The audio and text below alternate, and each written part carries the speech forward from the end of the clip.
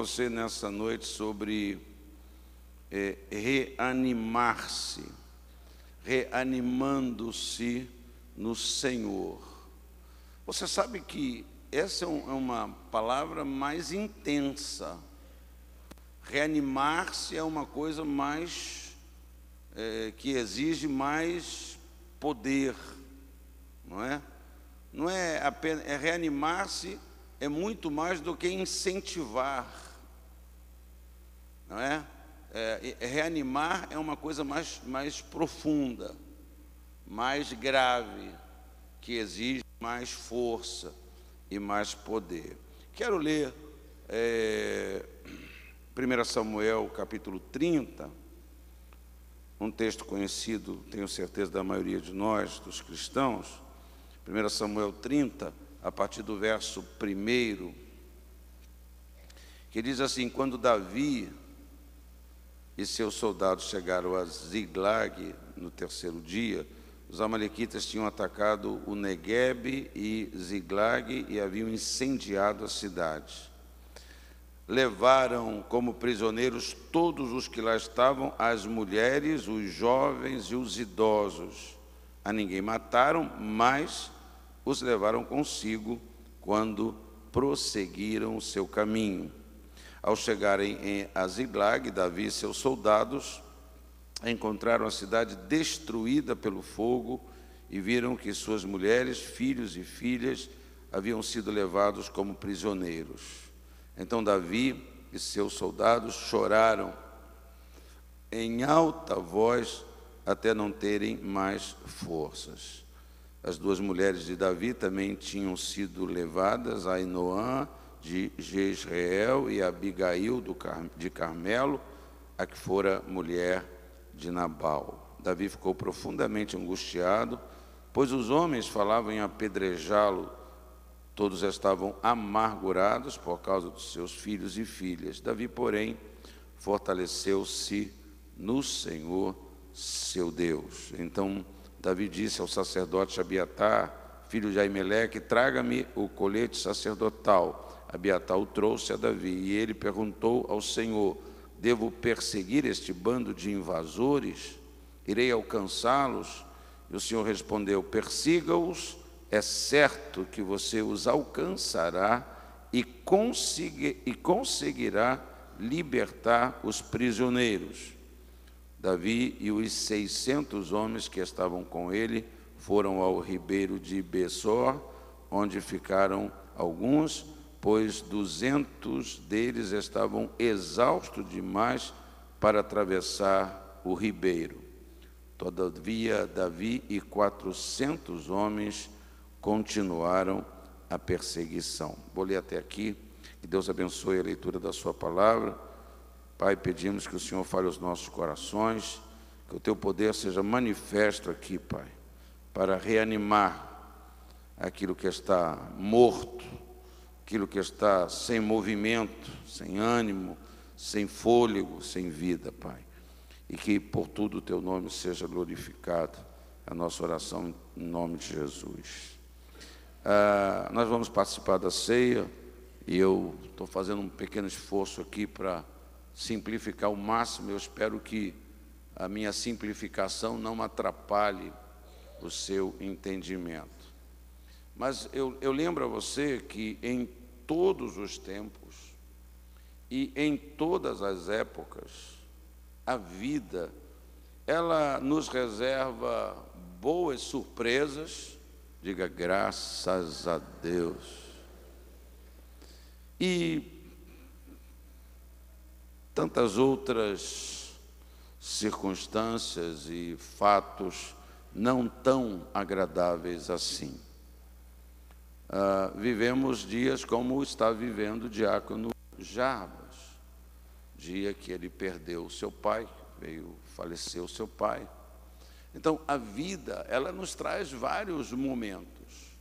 A igreja sabe, nós estamos orando pelo bispo Moacir, 84 anos, mesmo com a idade, o bispo Moacir, um homem, um vigor, com atividade, ele vem tendo alguns problemas de saúde, teve um problema grave, acho que ano passado, muito mal, uma infecção intestinal, debilitado, e ele mora num apartamento no prédio da igreja, lá em Belfor Roxo, e eu fui visitá-lo lá, ele tomando sopinha e tal, e assim melhorou. E alguém chegou lá para... Cadê o bispo Moacir? Ele estava subindo na escada, num poste de 3 andares, fazendo as instalações elétricas do poste, com aquela idade. Então, um homem, mesmo com essa idade, muito ativo, ele está no CTI, o quadro dele é, por demais, gravíssimo. A família pediu que... O hospital pediu que a família fosse para lá hoje, porque... No meu pensamento, o hospital acha que ele não passa de hoje, tamanha gravidade dele. E o bispo Moacir, ontem, parece, ele teve uma parada cardíaca. Uma parada cardíaca de 10 minutos. E ele foi reanimado. Eu estou contando isso por causa dessa expressão que a medicina usa quando o coração de alguém para. Então, quando um coração para, ele não precisa ser sacudido, animado, ele precisa ser reanimado. Então, os médicos, com os recursos, reanimaram o coração dele. Se bem que ele está com batimento cardíaco muito baixo, tomando remédios para, no limite que a medicina sabe, para a pressão arterial dele subir, mas a pressão dele não sobe, e por causa de uma fraqueza, o coração está fraco. Então, reanimar é uma coisa assim mais vigorosa, que exige, né? Exige uma capacidade. E eu fico pensando sempre sobre os nossos problemas familiares, as nossas dificuldades. Às vezes a gente pensa assim, era para ser mais fácil. Já parou para pensar? Por que é mais difícil? Por que é mais complicado? Né? Por que é mais fácil resolver, reanimar, reatar, consertar? É mais simples com uma pessoa que não conhece, a pessoa que a gente conhece mais, que a gente vive com a pessoa, era para ser mais fácil. Conversar. Como muitas pessoas dizem, quando passam por determinadas crises, a pessoa tem aquela palavra assim, meu Deus, eu não conhecia essa pessoa, eu achava que eu conhecia, eu jamais pensei que essa pessoa ia ter uma atitude assim, eu jamais pensei que essa pessoa ia se portar dessa maneira. É uma surpresa, e por causa desse descobrimento, parece que complica demais. Parece que a gente passa a acreditar, ou não nos empenhamos em reanimar o relacionamento, ou para lutar, ou para, usando aqui uma analogia com o nosso texto, de ir atrás, de lutar, de não aceitar aquela derrota, entre aspas, aquela perda. É só o texto é interessante quando diz que os soldados dele estavam muito chateados pelos filhos e filhas, não é? Não diz que os soldados também, os seus outros companheiros e guerreiros de Davi, não estavam também chateados por causa da esposa. Vai que numa hora dessa o cara não está bem com a esposa, né? O cara fala assim, não, deixa ela, os inimigos levar, não precisa nem devolver ela. Eu não sei se alguém não estava com esse sentimento, não, os filhos eu quero de volta. Estavam muito amargurados pelos filhos e filhas, mas no que se refere a Davi é citado as 2 esposas de Davi, que também foram levadas. Então, eu quero dizer algumas coisas para você. Nesse contexto de reanimar, tem um fator que, assim, atrapalha por demais esse processo, que é quando nós somos, de uma certa maneira, responsáveis. Quando nós agimos, não agimos corretamente. quando aquela perda, aquela ruptura aconteceu por uma falha nossa. Então eu quero dizer para você que você pode ser reanimado, a sua vida, aquilo que você perdeu, o seu relacionamento pode ser reanimado, mesmo quando você que errou, mesmo quando você é culpado, porque quando a gente erra, a gente acha que não, que nem Deus vai ajudar, porque é a minha culpa, é minha culpa, é minha culpa, é minha máxima culpa. Então não há o que fazer, não há esperança mais. As famílias aqui, há um erro muito grande. Eu disse que eu não tenho tempo para detalhar tudo isso. Ziklag era uma cidade emprestada, era a cidade dos inimigos. Davi tinha saído com os seus soldados, seus 600 soldados, para participar da guerra dos seus inimigos, para defender aquele povo inimigo que tinha permitido dele. E ele, num ambiente totalmente adverso, a gente podia dizer assim, como é que Davi, um cara já experimentado, como é que ele vai para a guerra e não deixa ninguém lá?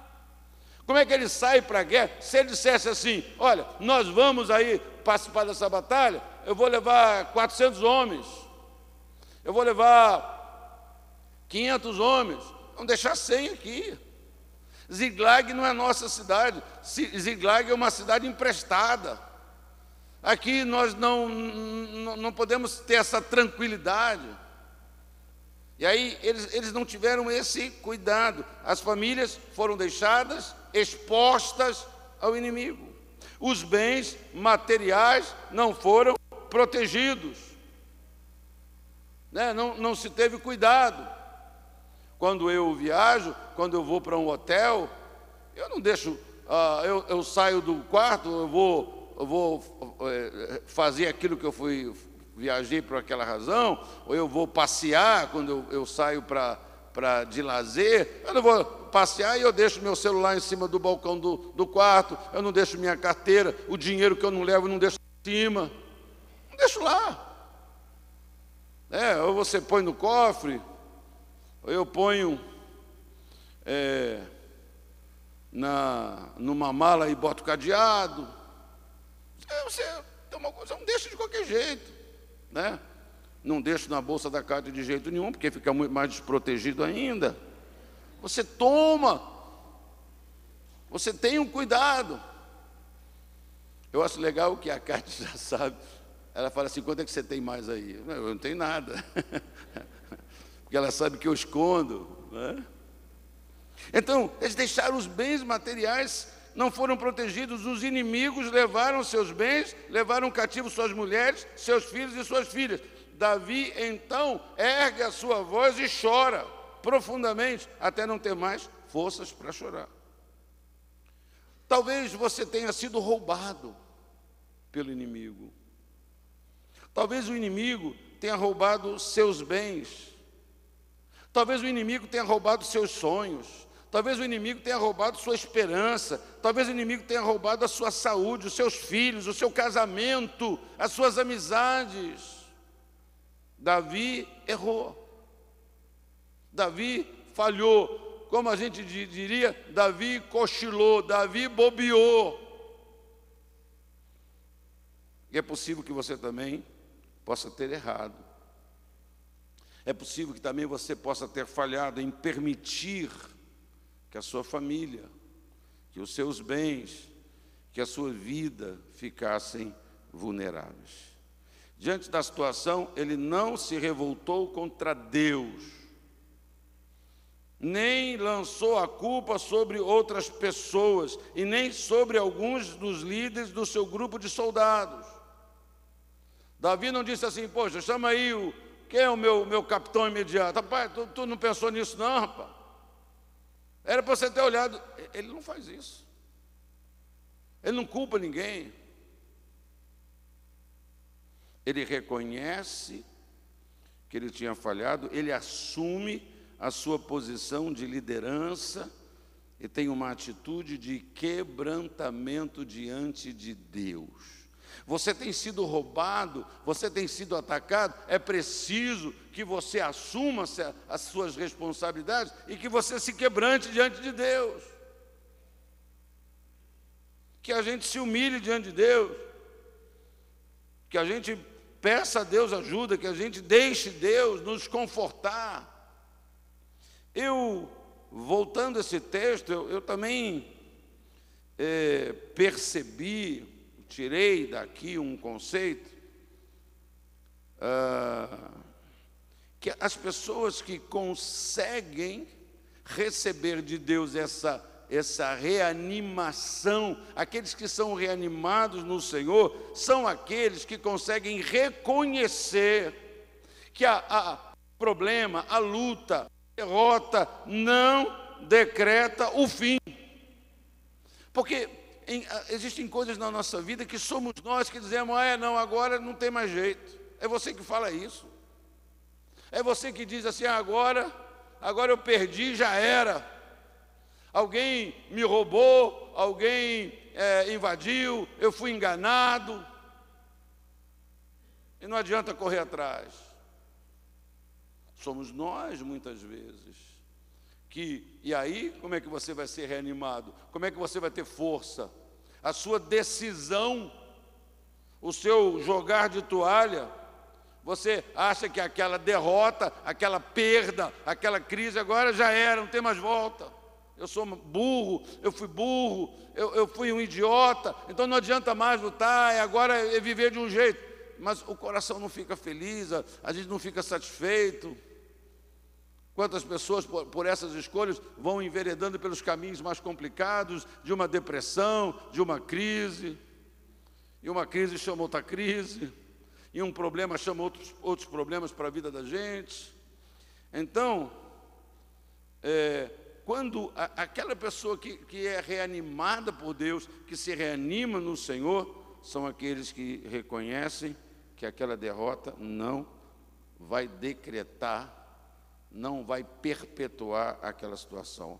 A aflitiva situação de Davi foi agravada ainda mais.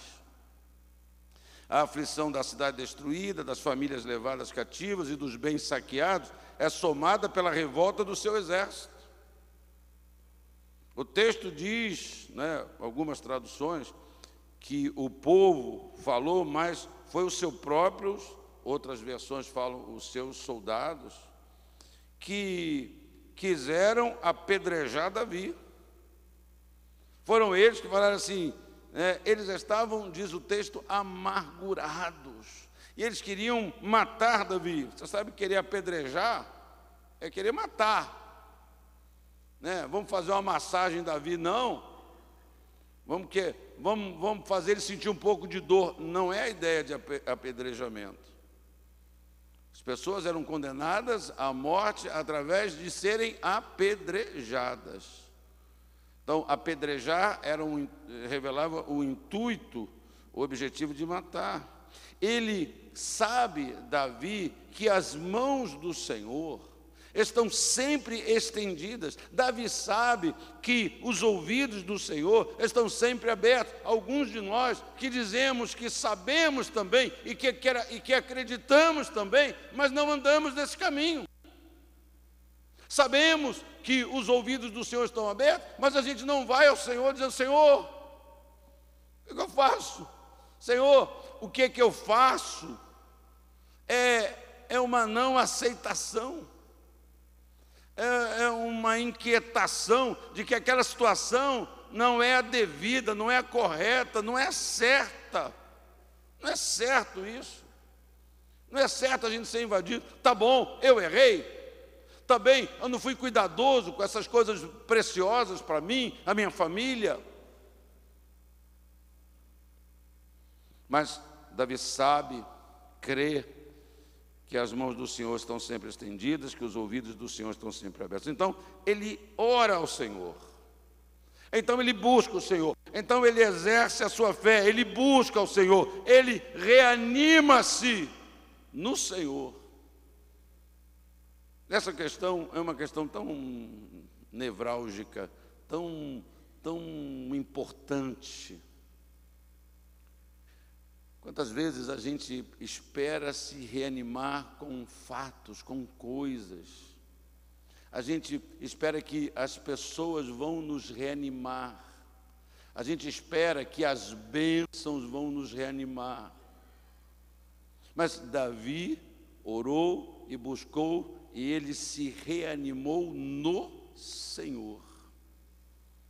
Quando ele consegue tomar de volta as suas esposas, os filhos, os seus bens, ele se alegra, ele glorifica a Deus, mas ele naquele momento não fica mais animado. Animado ou reanimado, ele ficou quando falou com Deus, quando orou, quando buscou o Senhor.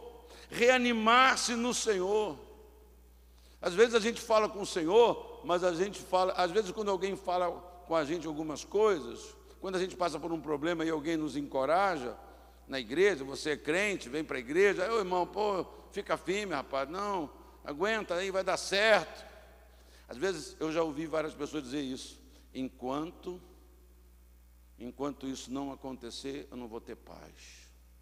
Enquanto essa bênção, Deus não me der essa bênção, eu não vou ter paz. Enquanto Deus não abrir essa porta, eu não vou ter paz. É a pessoa que diz isso, em detrimento à declaração do Senhor Jesus, que disse: deixo-vos a paz, a minha paz vos dou, que a paz que o Senhor dá, ela é independente das circunstâncias.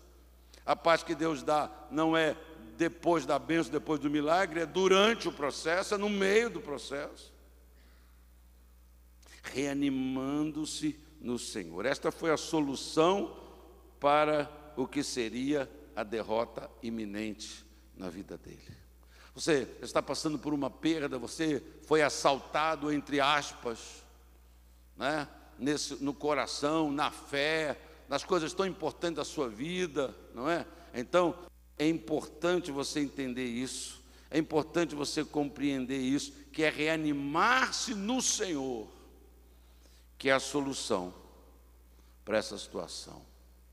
É aquilo que vai mudar essa derrota iminente numa vitória retumbante em nome de Jesus. Essa é a esperança para você nesta noite. Essa é o caminho para você nessa noite. Reanimar-se no Senhor. Deus está pronto para ouvir a sua voz. Deus está pronto, os seus ouvidos estão abertos, a sua mão não está encolhida. Ah, mas eu tenho pedido. Talvez você tenha pedido outra coisa. Talvez você não tenha pedido o que você deve pedir. Talvez você tenha pedido, né? Talvez você pode dizer assim: não precisa voltar nada não. Eu quero só meu camelo de volta. Mulher, porque mulher dá muita despesa, mulher e filho dá muita despesa. Então não quero que volte isso não, quero só que volte o camelo. Estou com saudade do meu camelo. Eu ia falar da minha camela. Estou com saudade do meu cavalinho. Por isso a gente não é reanimado e parece que Deus não ouve nada. Estou dizendo para você que Deus está pronto para ouvir a sua voz. Suas forças estão no fim.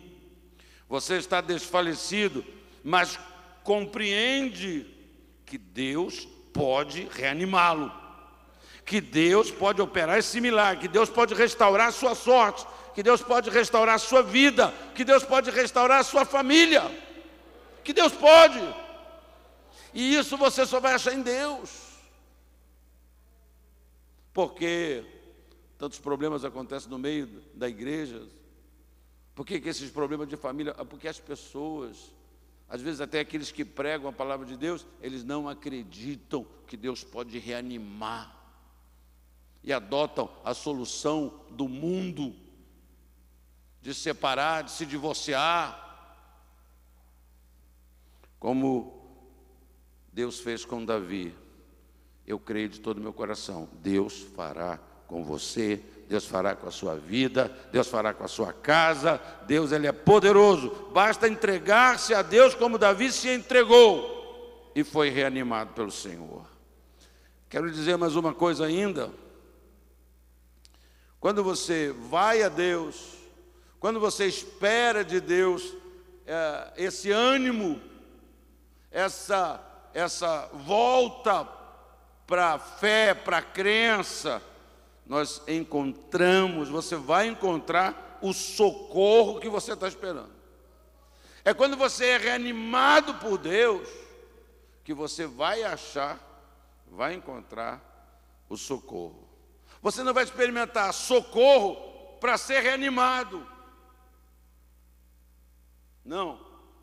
Quando a gente é reanimado pelo Senhor, quando o Senhor é aquele que está reanimando a nossa vida, as coisas vão acontecendo na sequência dessa ação de Deus na nossa vida, no nosso interior, na nossa fé, na nossa cabeça, no nosso coração. Houve um momento de solidão de Davi. Eu imagino, como é comigo, como é com você, foi com Davi. Há certos momentos da nossa vida que nós falamos assim, nossa, tem um dia que aconteceu isso, parece que é uma eternidade.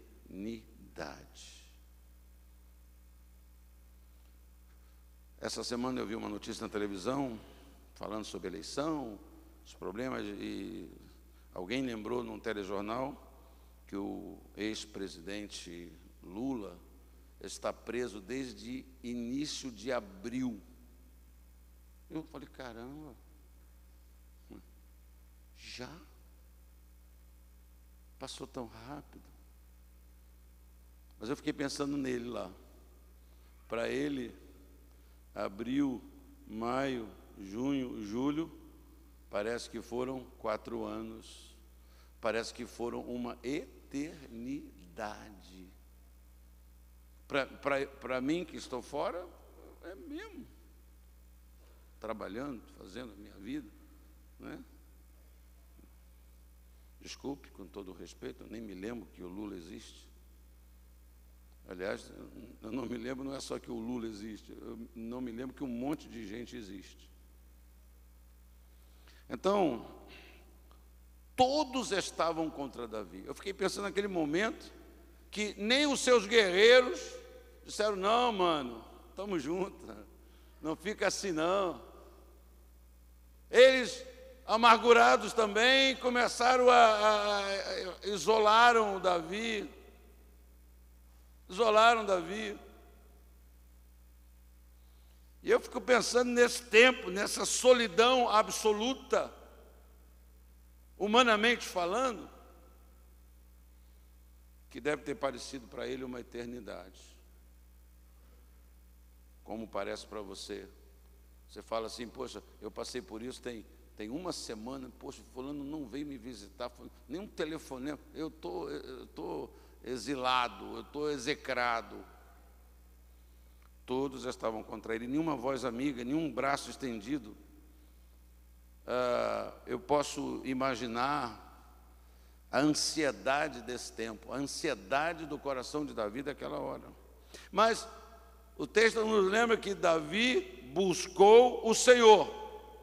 Davi buscou ao Senhor. Davi consultou ao Senhor sobre os seus próximos passos. Ele foi para o Senhor e disse, nós temos muito problema nessa área. Nós, estou me incluindo nisso. Porque nós rapidamente tomamos providências. Nós rapidamente tomamos decisões na base da nossa capacidade e dos nossos achômetros. Eu sei o que é melhor para mim agora. E às vezes você não sabe nada. Você não está sendo sincero nem com você mesmo. Porque aquilo que você está fazendo é a última coisa que você queria fazer. Mas para reagir erradamente, para reagir de uma maneira, para mostrar não sei o que lá, a gente não para e não diz, Senhor, o que eu faço? Alguns de nós, como o profeta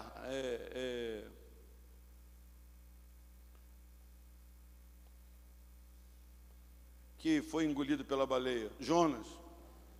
Alguns de nós, como Jonas, nós sabemos que Deus pode pedir coisas que a gente não quer fazer, sabemos que Deus é um Deus misericordioso, sabemos que Deus ama o perdido pecador, que Deus ama a sem vergonha daquela mulher que foi embora. E eu não quero dar mole nem para Deus falar comigo nada, vai que Deus fala, vai lá, como falou com o outro profeta dele, Oséias, vai lá na praça das quengas e compra a tua mulher de volta. E a gente não quer pagar esse mico, a gente não quer sofrer essa vergonha. E é por isso que às vezes a gente na verdade não consulta a Deus. E a gente toma as nossas decisões. Ele não reagiu com as suas forças. Ele não reagiu com as suas emoções. Quando eu já preguei sobre esse texto, eu bati nesse mesmo ponto. Não esqueça que Davi era um soldado. Eu me coloquei no lugar do Davi, eu acho que eu não ia consultar a Deus coisa nenhuma, porque eu sou Davi. Eu saí e matei milhares já. Eu sei resolver esse problema. Eu sei com meus 400 aqui, com os meus 600, que não fica pedra sobre... Mas Davi não reage. Davi não reage na base da sua emoção. Se fosse você não sabe lutar nem bafo, não sabe lutar nada, você não vai dizer, não, eu vou lá, não vai, você vai, como é que vai ser? Mas Davi não, mas Davi, ele consulta ao Senhor, ele pergunta para o Senhor, ele recorre ao Senhor. Isso é fascinante, pode nos ensinar tanto. Ele buscou o Senhor, ele consultou o Senhor, ele não reagiu com as suas emoções, ele recorre ao Senhor. Assim é, quando diante de adversidade em nossa vida, nós tomamos a decisão de recorrer a Deus, nós decidimos ouvir a voz de Deus. Davi buscou o Senhor respondeu e Davi ouviu. O Senhor respondeu e Davi ouviu. Quando nós nos reanimamos no Senhor, estou terminando, nós recebemos conforto e nós recebemos esperança. Quando o Senhor é aquele que me reanima, quando o Senhor é aquele que me bota de volta naquela batalha, Ele me dá conforto. Eu não sou esbaforido, eu não sou descompensado, eu tenho conforto, eu tenho segurança, eu tenho esperança. Respondeu-lhe o Senhor, versículo 8, a segunda parte, persegue-o, porque de fato o alcançarás e tudo libertarás. É a palavra do Senhor, e tudo libertarás. Vai, persegue. Foi uma ordem de Deus para tomar de volta o que o inimigo havia levado. E é com essa palavra que Davi foi ao combate. Foi com este contexto que Davi lutou e que Davi venceu, que Davi tomou de volta o que o inimigo havia roubado da sua vida. Deus enviou o seu conforto, Deus enviou segurança, Deus enviou o seu bálsamo. De vez em quando eu aconselho pessoas, eu digo assim, pois é, se você não tem bálsamo, às vezes a pessoa vai certo, você vai falar, você vai se humilhar, você vai pedir, você vai fazer, mas aí, se alguma coisa dá certa, se a pessoa pisa no teu pé, dá tudo errado. Não, eu quero dizer para você que nós precisamos acertar, Deus falou comigo, eu vim aqui pedir perdão, eu reconheço os meus erros e tal, mas aquilo ali, a pessoa foi convencida na sua mente, mas não teve aquele... Aí se alguma coisa sai fora, se a pessoa diz assim, não, mas você é muito feio, você é muito isso, a pessoa vai e começa, também não adianta nada, tem um desgraçado, aquele conserto já vira um problema, já agrava a situação, porque a pessoa não foi reanimada por Deus, porque quando Deus nos reanima, Ele nos dá conforto, Ele nos dá o bálsamo, o alívio não é quando você traz de volta, o alívio foi quando Deus te reanimou já, a cura foi quando você vai, foi isso que aconteceu com ele, e eu creio que agora mesmo você pode fazer a mesma coisa. Então a minha palavra para você é: não desista. Não desista. Pastor, não pede isso de mim, pastor. Não dá essa palavra para mim. Eu não posso, eu preciso desistir. Querido, não sou eu que está pedindo isso de você. Não sou eu que está te aconselhando. É Deus que está dizendo para você: não desista. Não desista, não entregue a sua vida ao desânimo. Não entregue a sua vida ao desespero. Não aceite a derrota na sua vida. Deus tem o bálsamo certo para a sua ferida, para a sua dor. Levante-se na força e no poder do Senhor e tome de volta o que Deus lhe deu. E tudo que Deus ainda quer dar a você.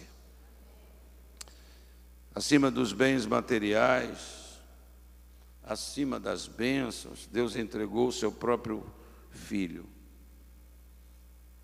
Deus entregou o Senhor Jesus em favor dos seus pecados e dos meus pecados. Essa é a maior restituição que Deus quer dar de volta para você, a sua vida. Eu vim para que você tenha vida e a tenha em abundância. Quando nós abrimos o nosso coração para Deus, Ele nos dá de volta a vida, Ele nos restitui a nossa própria vida.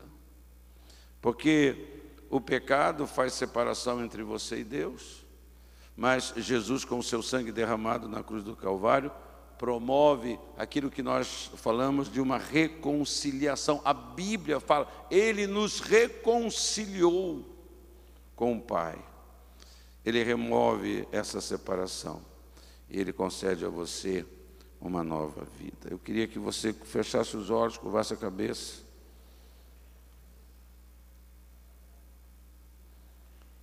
E eu quero fazer uma oração por você que está aqui.